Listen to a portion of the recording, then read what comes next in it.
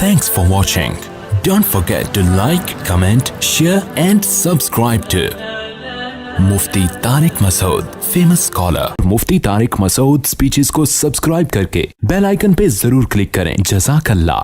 अच्छा भाई, बीवी की ख्वाहिश पर सीने के बाल साफ़ करना. अगर किसी की बीवी इसके सीने के बालों को या जिस्म के दूसरी जगह के बालों को पसंद ना करती हो तो क्या वो इन्हें हमेशा के लिए कटवा सकता है या नहीं? मोहम्मद शाहिद कानपुर से.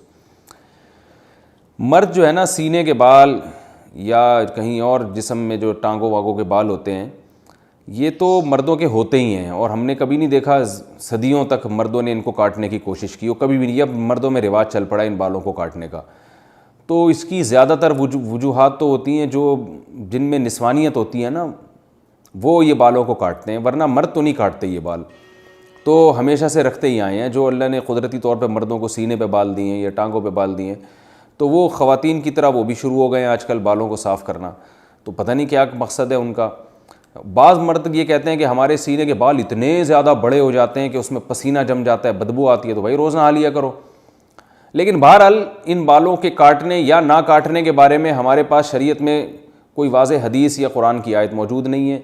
इतनी बात है कि तग़यीर ख़ल्क़िल्लाह, अल्लाह की तख्लीक को बिगाड़ना ये हराम है. तो कोई मर्द अगर निस्वानियत के लिए, औरत बनने के लिए, कि मैं लेडीज़ थोड़ा ज़रा सा ऐसा चमकता हुआ नज़र आऊँ, तो इस तरह औरत बनने के लिए वो ये काम करता है. यानी औरत तो नहीं बन सकता, यानी औरतों की तो नीयत ये होती है ना कि जो है वो खूबसूरत बनना. तो मर्द अगर ये काम खूबसूरती के लिए कर रहा है कि मैं देखने में औरत जैसा नज़र आऊँ, खूबसूरती से मुराद निस्वानियत वाली खूबसूरती, तो फिर तो ये बिल्कुल हराम है. लेकिन अगर उसकी कोई और मसलत है, जैसे बॉडी बिल्डर वो इसलिए करते हैं, उनको मुकाबले में अपने कट्स वट्स दिखाने होते हैं, हमें तो ये काम भी बड़ा बेहुदा सा लगता है. लेकिन खैर, तो कोई और नीयत है या पसीना जम रहा है उसमें, इस नीयत से बाल काटते हैं. तो इनकी बेगम की ख्वाहिश है कि बाल काटो, तो शायद उनको बदबू आती है उन बालों से. तो अगर कोई माकूल वजह है तो काटने में कोई हर्ज नहीं है. लेकिन मेरा ख़्याल है कि ये काम इतना मज़ेदार है नहीं, पसंदीदा काम है नहीं, क्योंकि इसका रिवाज जब मर्दों में आएगा तो और निस्वानियत फैलेगी इससे. जायज़ है इन तमाम तफसीलात की रोशनी में, लेकिन बेहतर नहीं है. जो चीज़ जिस तरह सदियों से चली आ रही है उसको चलने दें. हाँ, अगर सीने के बाल बहुत बड़े हुए हैं और बीवी को उससे तकलीफ़ होती है तो फिर एक अलग बात है, उसको काट सकते हैं. बीवी को तलाक. और दूसरी बात ये भी है कि हमेशा के लिए, तो भाई हमेशा के लिए तो क्या पता आपकी बेगम का इंतकाल हो जाए, अल्लाह ना करे, अल्लाह उनको ज़िंदगी दे, फिर आपको दूसरी शादी करने की ज़रूरत पेश आए, तो फिर वो नई वाली बीवी आए, उसको बाल, वो कहे कि भाई मर्दों के तो बाल होते हैं जिस्म पे, आपके तो बाल ही नहीं है, मुझे तो ऐसा आदमी चाहिए जो जिसमें बाल वाला बंदा चाहिए, और आप फारिगुल बाल हो गए. तो हमेशा के लिए ना काटें, मेरा ख़्याल है. उसको जो है वो एक ऑप्शन रखें. अब आपकी बेगम कहेंगी कि क्या मैं मर जाऊंगी, आपने ये समझा हुआ है कि मैं मर जाऊंगी, तो आप बताएं कि जो है मुझे उम्मीद है तुम नहीं मरोगी, लेकिन जैसे मैं भी तो मर सकता हूँ ना, तो तुम बेवा हो सकती हो, तो ऐसा उल्टा भी तो हो सकता है ना.